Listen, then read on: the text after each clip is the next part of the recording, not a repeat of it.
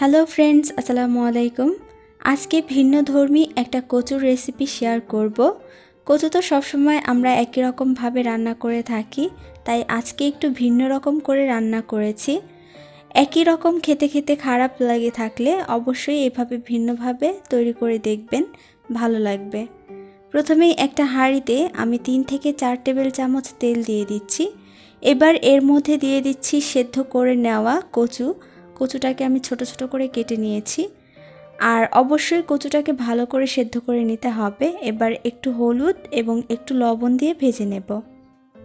কচুটাকে অবশ্যই খুব ভালো করে সেদ্ধ করে নেবেন, যাতে কচুর ভেতরে একটু কাঁচা ভাব না থাকে। এখন এই তেলের মধ্যে কচুটাকে খুব ভালো করে ভেজে নিচ্ছি। যখন ভাজার পর কচুর মধ্যে এরকম কালার এসে পড়বে, তখন এগুলোকে উঠিয়ে নিতে হবে। বাকি তেলের মধ্যে আমি কিছু আলু দিয়ে দিচ্ছি। আলুটাকেও আমি সেদ্ধ করে নিয়েছি। এবার এর মধ্যে একটু হলুদ, একটু লবণ দিয়ে ভেজে নেব। আলুটাও যতক্ষণ না কালার চলে আসে ততক্ষণ ভেজে নিতে হবে। যখন এরকম কালারটা চলে আসবে তখন আলুগুলোকেও উঠিয়ে নিতে হবে। এবার হাঁড়িতে অল্প আরেকটু তেল দিয়ে দিচ্ছি এবং এর মধ্যে দিয়ে দেব একটা তেজপাতা, দিয়ে দিচ্ছি 2টা শুকনো মরিচ। এগুলোকে কয়েক সেকেন্ডের জন্য একটু ভেজে নেব। কয়েক সেকেন্ড ভাজা হয়ে গেলে হাফ চামচ থেকে একটু কম দিয়ে দিচ্ছি আস্ত জিরা। এখন এই ফোড়নটাকে হালকা করে একটু ভেজে নিতে হবে, যাতে জিরাটা পুড়ে না যায় সেদিকে খেয়াল রাখবেন। এবার দিয়ে দিচ্ছি 2টা পেঁয়াজ কুচি।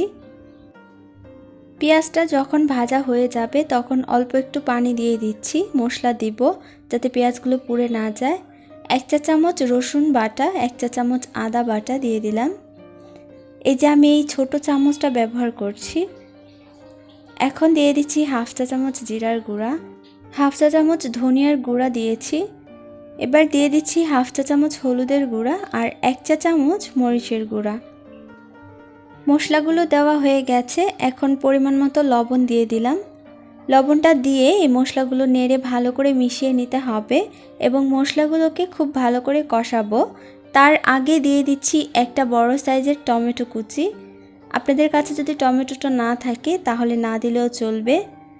এইবার এই টমেটো এবং মশলাগুলোকে খুব ভালো করে কষিয়ে নিতে হবে।